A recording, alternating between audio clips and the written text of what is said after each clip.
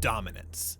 That is what we see from some absolutely incredible records. A swim that is so fast and so ahead of its time that you can't help but wonder if it's even possible to go faster. There are many swims in the sport's history where we can retroactively see these outlier swims, but it's always special when you can tell just how insane a swim is as soon as the clock stops. This is the NCAA record progression of the women's 100-yard butterfly. In order to start, we need to begin with a small history lesson. Since the short course yards format is only contested in America, that means that typically the pinnacle of competition in this format will be found in competition through American colleges and universities. While these days the NCAA is where you'll find most of these competitions, the NCAA actually didn't feature any women's competitions until the 1981 to 1982 season. Before the NCAA featured women's competitions, the Association for Intercollegiate Athletics for Women, or AIAW,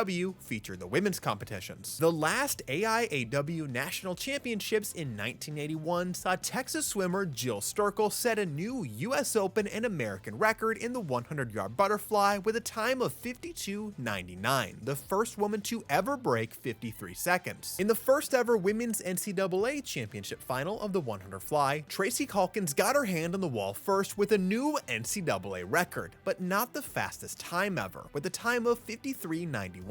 It would take a couple more years for any swimmers to surpass Sterkel's time of 52:99. Sterkel herself swam a 53:54 in 1983, and then Mary T. Maher swam a 53:50 in 1985. The first woman to join Sterkel under the 53-second barrier and break her all-time mark was Jenna Johnson in 1986 with a time of 52:69. The following year, in 1987, we see Maher return to the top of the podium to reset the record in a time of 52:42, over a second faster than she was just 2 years before. During this part of her NCAA career, Maher was already an Olympic gold medalist and the reigning world record holder in both the 100 and 200 meter butterflies. In fact, those world records stood for ridiculously long times, 19 and 21 years. Maher is certainly a legend when it comes to butterfly swimming, and so it's only fitting that she makes an impact on this record as well. Maher's record here wasn't quite as long-lived as her long course world records, but it did survive a few years until 1991 when Chrissy Ahman-Layton clipped it with a 52:36 before smashing it the next year with a 51:75, the first woman ever under 52 seconds. In 1998, Misty Heyman brought the record a bit further down into the 51, swimming to a time of 51:34. But soon, this event was about to get dialed up to 11, as one of the greatest NCAA swimmers in history was about to take the stage. None other than Natalie Coughlin. In her freshman year in 2001, Coughlin won the NCAA title in this event with a time of 51:18, fast enough for a new NCAA record. But that was just a taste of what was to come, because the very next year, Coughlin was about to have one of the most impressive NCAA showings ever. As far as our 100 fly is concerned, at the prelims of the 2002 NCAA Championships, Coughlin ripped a 50.67, smashing through the next barrier as the first woman to ever break 51. But she had even more left in the tank, because that evening in the final session, she blasted an insane time of 50.01. The same day that she became the very first woman to ever break 51 seconds, she very nearly also broke the 50-second barrier. Just because I can't not mention these swims, at the same meet, Coughlin also became the first woman ever under 50 seconds in the 100 backstroke with a 49.97, while the next fastest swimmers were all swimming 52s. She also became the first woman ever under 150 in the 200 back with a 149.52, and then led off the 400 free relay in a new NCAA record in the 100 free of 47.47. One of the most insane NCAA performances ever from a career that included 11 individual titles, and the 100 fly was a big part of that legacy. This record from Coughlin was a massive outlier for a very, very really long time. In the years after that 50.01, that record just seemed downright untouchable. Most NCAA winning swims after that stayed in the 51-second range, with the occasional dip down into the mid 50 points, but none of them really challenging that record. This record from Natalie Coughlin would stand for over a decade, 13 years in total, which is crazy with how fast we've seen this record move up until this point. With the record time of 50.01 being so close to the 50-second barrier, it was almost a given that whoever would break that record would also break that next barrier. At the 2015 ACC Championships, Kelsi Dahlia fired off a conference title winning time of 50.17, the first swimmer since Natalie Coughlin to really scare that record, basically since it was set. And it turned out that record had every reason to be scared, because at the 2015 NCAA Championships, Kelsi Dahlia broke the record twice, first in prelims with a 49.89, and then in finals she brought it even lower with a 49.81, breaking the 50-second barrier twice. The first woman in history to break 50 seconds 13 years after Coughlin came so close to that barrier. In 2016, Dahlia was back for even more her senior year. Here, she brought her record even lower, ripping a 49.43 to further cement herself as the fastest ever. In 2018, Louise Hansen joined Dahlia under that 50-second barrier, swimming a time of 49.90 in the prelims and then a 49.80 in the finals. The next year, in 2019, Hansen got even faster. This time, she blasted a new NCAA record of 49.26. This final as a whole was also insanely fast, with 3 swimmers in total under 50 seconds. It seemed that now that a second swimmer had broken that barrier, the floodgates were starting to open up. After the 2020 NCAA Championships were canceled, 2019 runner-up and eventual Olympic champion in this event, Megan McNeil, was the fastest returner for the 2021 season. It was here that McNeil took the NCAA record for herself, beating out Kate Douglas for the title with a time of 48.89, becoming the first woman to ever break 49 seconds, as this event is really picking up steam now. And despite there being no record set at the 2022 NCAA Championships, it was arguably even faster as a whole. Just like in 2019, we saw 3 swimmers under 50 seconds, except this time they were all 49 lows. Douglas got the win with a 49.04. Tori Husk and McNeil were right behind in 49 ones. In 2023, Kate Douglas had a monster of a senior year. At the ACC Championships, she just clipped McNeil's record in the 100 fly by a few hundredths with a 48.84, joining her under the 49-second barrier. Then, at the NCAA Championships, it would be a rematch between those top 3 finishers from the previous year, except this time, all 3 of them would be under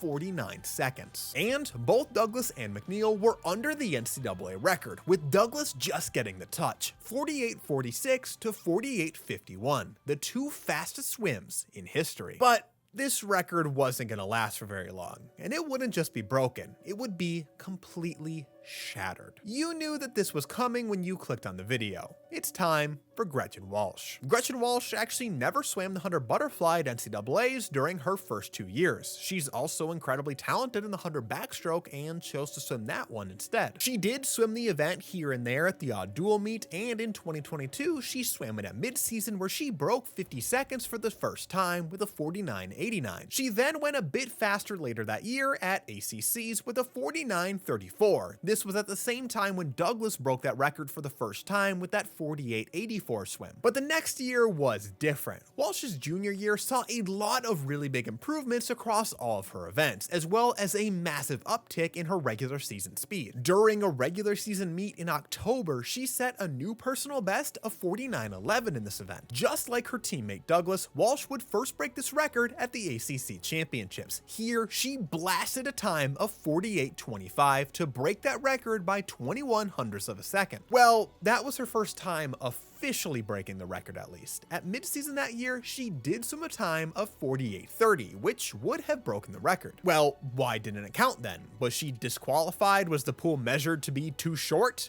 No. It's because she did it while swimming in the 100 freestyle. She swam the entire thing in a way that would be perfectly legal for a 100 butterfly, but since it was officially registered as a 100 freestyle, it was never officially ratified as a 100 fly record. But thankfully it wasn't a discrepancy for that long. After all that success in this event, Walsh decided to keep it in her lineup for NCAAs, rather than swapping it out for the 100 back like she did the year before. In the event prelims, Walsh showed that she was going to be a force to be reckoned with here. With a time of 48.26, she posted the second fastest swim ever, just 1/100th off of her own record in the prelims, which of course was just the smallest taste of what was in store for the evening session. In the final, Gretchen Walsh rocketed off the blocks. Not really, she actually has a very slow reaction time, and immediately stormed out to a lead. At the 25, she already had a noticeable lead, and at the 50, she had a dominant lead. Walsh was way under her own record pace, but how fast could she go? She stormed home to an insane 47.42, obliterating her own NCAA record and becoming the first woman under 48 seconds while winning the event by a country mile. 1 year earlier, Douglas set the record with a time of 48.46, and now Walsh was a full second faster. But this was just her junior year, meaning we had another year for this record to somehow get faster. In the time between the 2024 and 2025 NCAA seasons, Gretchen Walsh continued to dominate the 100 fly. In long course meters, she set the world record and then won an Olympic silver, and in short course meters, she completely dominated the all-time rankings and obliterated the world record multiple times. At midseason, she managed to reset her own NCAA record with a time of 47.35, inching closer and closer to that almost unthinkable next barrier. Then in the prelims of the 2025 NCAA championships, Walsh continued to tiptoe towards that time, clocking a time of 47.21 to break her record once more. Then it was time.